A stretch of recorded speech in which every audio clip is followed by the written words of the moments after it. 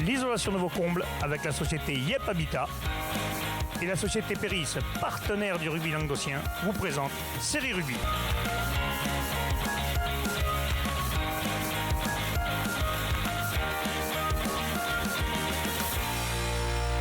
Bonjour mesdames, messieurs, bienvenue à Série Rugby, votre émission sur rugby amateur de la 4e série à la Fédérale 1. Avec mes céréales chroniqueurs, salut Doudou. Salut Alain.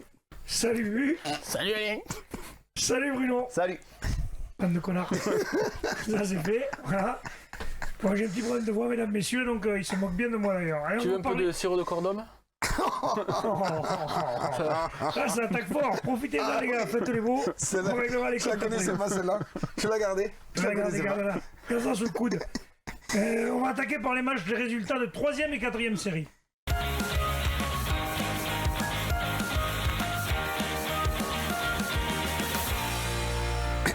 Allez, il y avait des matchs en retard ce week-end, donc c'est en 4e série, 3e et 4e série. La poule A, Bouloussorède, Salanque Méditerranée, victoire de Salanque Méditerranée à Bouloussorède, 27-15.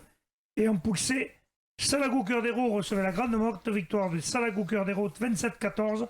Et de Marguerite qui recevait Vonajol, victoire de Marguerite, 34-5.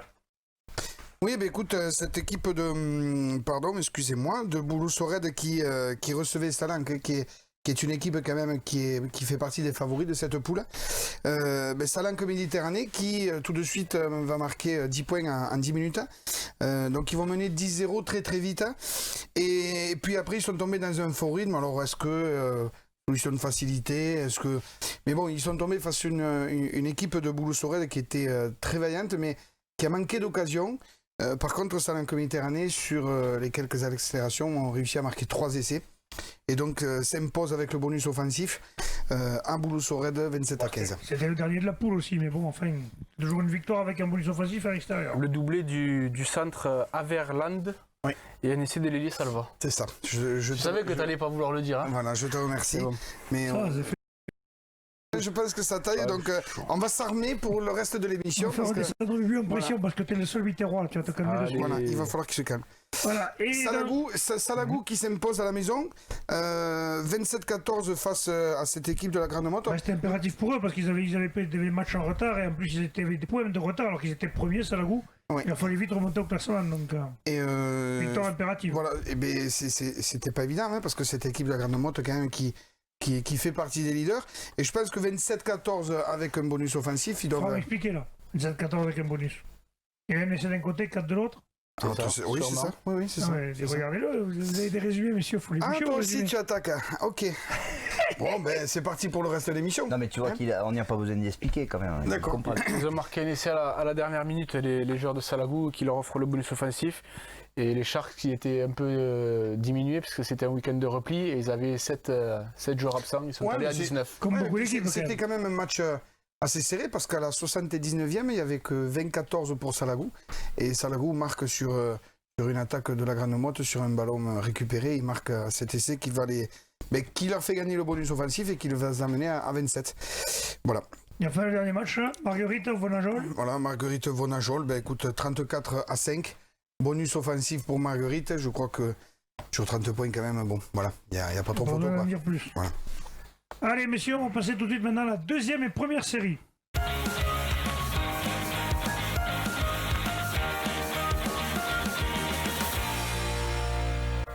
Allez, les matchs en retard qui sont joués ce week-end, la poule B, la poule A, il n'y avait pas de match en retard. La poule B, par contre, il y avait Trèbes Portel des Corbières, victoire de Trèbes 27-3.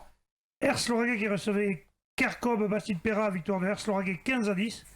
Caraman qui recevait Valence d'Albi, victoire de Caraman 27-8. Et la Bastille-Saint-Georges qui recevait Cruzy-Saint-Gilien, victoire de la Bastille-Saint-Georges 18-17. Oui, donc Trèbes, victoire bonifiée contre Portel. Bon, il n'y a pas trop de surprises. 4 essais pour Trèbes. Le contrat est rempli pour les deux équipes. Portel s'est déplacé à 18 joueurs. Il y a un peu de mieux, mais c'est encore difficile au niveau effectif. Et Trèbes prend le bonus offensif. Voilà. Ers-Lauragais, Kercorbe. Donc victoire de Ers-Lauragais 15-10. C'est le buteur qui a fait le tableau d'affichage du côté de Ers avec 5 pénalités. Kercorbe a été vraiment beaucoup sanctionné. A joué à 14 après un rouge en première mi-temps, donc c'était compliqué. Kercorbe aura eu le mérite d'aller chercher un bonus défensif en fin de match. Voilà, donc victoire pour Ers. Caraman recevait Valence d'Albi, victoire bonifiée là aussi, 27-8, 4 essais. 4 essais à 1.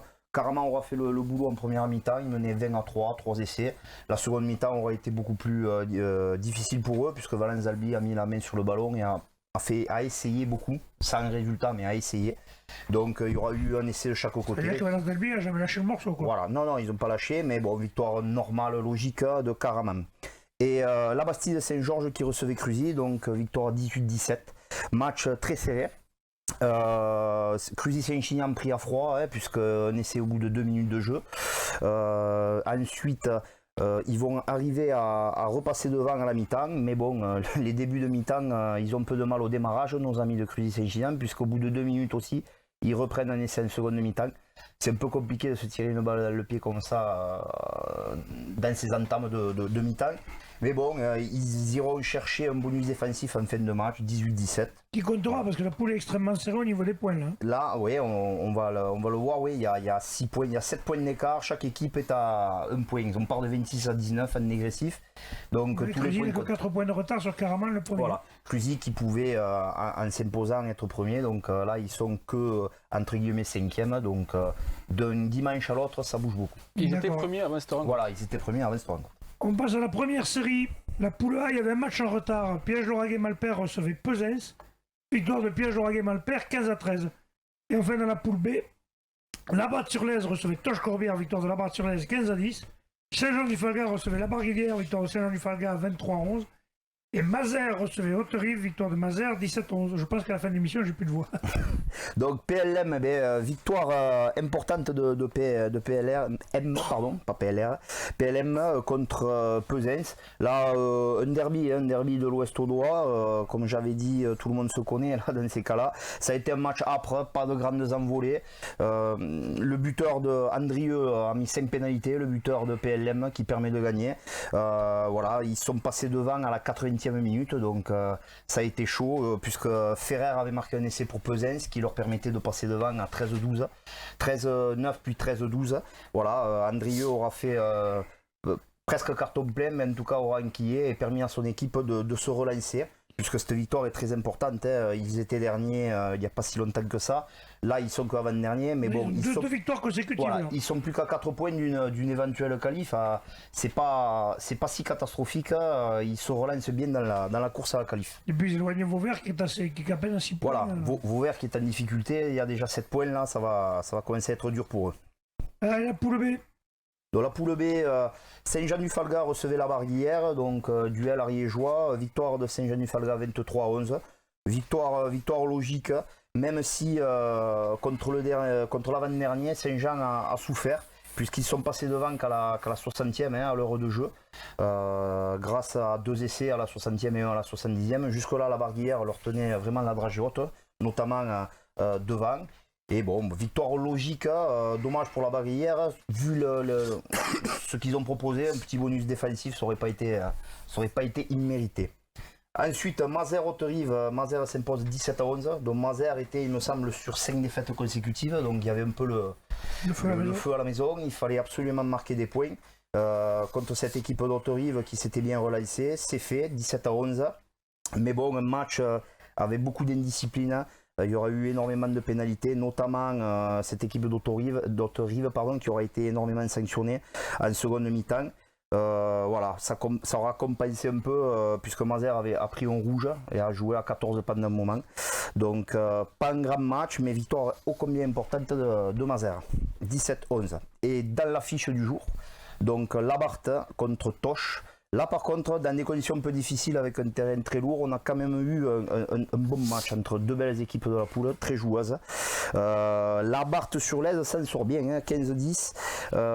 Toch a manqué la bagatelle de 5 pénalités, a eu 2 essais refusés. Voilà, le buteur de Labarthe, lui par contre, il est à 5/6 sur la rencontre, donc ils ont fait le boulot, les buteurs de Labarthe, pour s'imposer 15-10, malgré ces gros déchets dans la finition. Toch aurait pu espérer mieux, mais c'est compliqué à ce niveau de pouvoir faire mieux quand on ne met pas les points sur tes temps forts, et notamment en enquillant aussi peu. Voilà. Mais, normal. Allez, on passe maintenant à la promotion honneur et à l'honneur.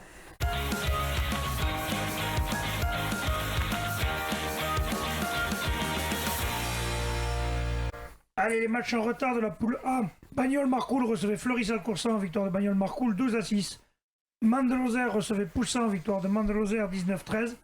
Cabestany recevait Mougio-Carnon, victoire de Mougio-Carnon 59-5. Et dans la poule B, Mirepoix recevait Foix, victoire de Foix 26-19. Et le Tech recevait les Rives-d'Orbe, victoire des Rives-d'Orbe 45-30. Et Saint-Orens recevait Verfeil, victoire de Verfeil 41-36. Oui, alors on commence par Bagnols qui recevait Fleury-Salcoursan et qui fait une belle performance à la maison, qui fait tomber Fleury, donc 12-6 Fleury-Salcoursan. Il y avait déjà ce score 12-6 à la mi-temps. Les trois quarts de Bagnols ont pris le pas sur ceux de Fleury-Salcoursan. Il y a eu 2 essais de Liabeuf et Rousseau en bout de ligne. Et les Odois n'ont réussi à répliquer que par 2 pénalités. En deuxième mi-temps, c'était un peu plus terne et beaucoup de fautes de main. Donc on est resté sur ce score-là. Une belle opération pour Bagnols qui se relance. Et après, il y avait Poussan qui se déplaçait à Mende. Poussan qui avait l'occasion de prendre la tête seul de la poule. Ouais, ben, ils sont rentrés, ils étaient bien rentrés dans le match, même si les Mandois leur grattaient quelques ballons dans les rucks. Malgré cela, ils inscrivaient un essai, les Poussanais par leur centre, puis des pénalités de leur ouvreur Tichit. Ils menaient 13-6 à la pause. En deuxième période, ils ont été beaucoup sanctionnés. Du coup, le buteur de Mende en profite pour combler le retard. Et à la 69e, il y a une nouvelle faute et un carton jaune qui est sorti côté Poussan. Et ça va faire basculer la rencontre côté Mende, qui vont reprendre l'avantage 14-13. Et qui vont même inscrire un dernier essai en force par Bachet à la 79e. Donc victoire de Mende 19-13. Grosse perf. Ouais, belle perf parce que Poussan y allait avec des intentions, mais malheureusement, à Mende, on le dit à chaque fois, c'est toujours difficile d'y aller. Et bien, une nouvelle preuve à nouveau. Cabestany qui recevait Mougio, mais Mougio, là, eux, ils n'ont pas fait semblant. Non, ils n'ont pas fait semblant ni à la buvette non plus. Il paraît qu'ils ont fait une belle troisième mi-temps avec les Catalans. Bon, sur le match, je sais que Cabestany, cette année, ils ont des soucis d'effectifs. Et bon, ils ont réussi quand même à jouer la rencontre. Et Mougio l'emporte assez largement, 59-5 avec le bonus. Et d'ailleurs, j'en profite, j'ai un petit message de Yvan Vincent, le président de Mougio, qui cherche un match amical pour son équipe réserve au mois de décembre. Joue à 10 ou joue à 15, ils s'en foutent un peu. Juste manière d'occuper la réserve. Si jamais, n'hésitez pas, il y a les coordonnées sur la page Facebook. J'aurais pu, mais ça fait quand même loin hein, pour un match amical. À Mougio, bon, c'est pas si loin. Allez. Tu les reçois. Voilà. Si c'est que ça. Allez, on passe à la poule B. La poule B, donc Mirepoix-Foix dans un duel de mal classé. Et c'est Foix qui a réussi à enfoncer un peu plus Mirepoix la tête sous l'eau. C'était un véritable chassé-croisé cette rencontre. Il y a eu beaucoup d'échanges entre les buteurs surtout. Des poteaux aussi lors des tentatives de pénalité. On retiendra le bel essai de Kazaruc en force, bien propulsé par son pack côté de Foix, à peu près après la demi-heure de jeu, juste avant la mi-temps même. Et l'essai de Filou du demi de mêlée de Foix au Douy pour essayer pour attraper le bonus défensif. C'est Foix qui l'emporte 26-19. Les Rives-d'Orbe qui n'ont pas fait de pli là non plus, 45-30. 45-30, on le jouait. Ouais, c'est un super rugby. Match joué dans un excellent état d'esprit, il faut le souligner, comme nous l'a dit le président Sylvestre des Rives-d'Orbe. Ce match s'est joué sur un terrain synthétique parce que le terrain gazonné était impraticable. 6 essais pour les Rives-d'Orbe contre 3 au Tech, donc il y a vraiment eu un joli match avec mention spéciale à Axel Collot, le troisième ligne qui a inscrit un doublé. Ça rattrape un peu la contre-performance à Verfeil la semaine précédente. Verfeil qui justement s'est imposé 41-36 à Saint-Orens. Là aussi, bon score. Ouais, bon score. Et notamment la fin de match complètement folle avec 2 essais dans les 3 dernières minutes pour Saint-Orens pour accrocher le bonus défensif par Jordan Péton et Antoine Mesureur. Ça leur permet de gagner quand même un point à la maison. Allez, parfait, on passe maintenant au poule honneur. La poule honneur, la poule A. Il y avait 2 matchs en retard. Saint-Afrique recevait 7, victoire de Saint-Afrique 12-8. Et Lunel recevait Vinassan, victoire de Vinassan 10-3. Ouais, Vinassan qui fait une super performance en allant s'imposer à Lunel. On sait que c'est toujours compliqué d'aller là-bas. Et les Vinassanais qui ont réussi, notamment par un essai de Lucas Boyer et la botte de Steve Acacio, à l'emporter. C'est qui Steve Acacio? À l'emporter 10-3. Vraiment, c'est vraiment une belle performance parce qu'on n'aurait pas parié sur. Bizarrement pour Vinassan, il reste sur 2 belles victoires à l'extérieur, à Sijan et à Lunel, et ils ont perdu 2 fois à domicile contre 2 belles équipes. Ils ont récupéré mais ils récupèrent leurs points et en tout cas ils poursuivent leur bonhomme de chemin. Ouais. Saint-Afrique qui reste maître à la maison et qui s'empare de la tête de la poule après sa victoire donc 12-8 sur 7. C'était un peu moins attendu, on va dire. C'était un peu moins attendu, mais ils avaient mis quand même les petits plats dans les grands avec une journée Bodega, beaucoup de monde au stade pour encourager leur équipe. Et les Saint-Africains ont réussi à contrer le jeu dur de 7, très engagé, mais bonne prestation, que ce soit dans l'occupation de Saint-Afrique. En deuxième mi-temps, avec d'autres intentions, le match a été vraiment agréable à suivre, surtout grâce à un très bon trio arbitral. Il faut le signaler quand ils sont bons. Voilà. Quand ils sont nuls, hein, Jean-Mi, on le dit, mais quand ils sont bons, il faut le dire aussi. Non, quand ils sont nuls, on le dit pas. Hein. Ah, on le dit pas? Non, on le dit pas encore. Ah, pas encore. Ça va pas tarder. 7 et Sevenol ont bien un match de retard, il me semble. Non Sevenol, il me semble. Il me semble qu'il y a encore un match de son retard. premier, mais Il me semble voilà. qu'il y en a encore un qui traîne. Enfin bon, pour l'instant, Saint-Afrique fait le gros coup. Ouais. Et dans la poule confirme, B, Saint-Géry-en-Arthès qui recevait le TUC, victoire de Saint-Géry-en-Arthès 18-7. Ouais, il y avait 13-7 à la pause pour Saint-Juéry. On a vu des mots du président, de l'entraîneur Tarnet qui disait qu'il était très content de la performance de son équipe, même si le TUC n'a rien lâché. Ils ont eu quand même des soucis par rapport à... Ils ont concédé beaucoup de pénalités, mais malgré ça, ils ont réussi à contrer cette équipe du TUC très joueuse qui joue tous les ballons et ils ont réussi à l'emporter donc 18-7. Parfait, messieurs. Ben, on va se retrouver demain avec un reportage sur l'équipe de Salac Méditerranée où on retrouve notre copain Pierrot Valette. Messieurs, je vous remercie. Transpirez bien sur tous les terrains. Ouais, salut, ciao.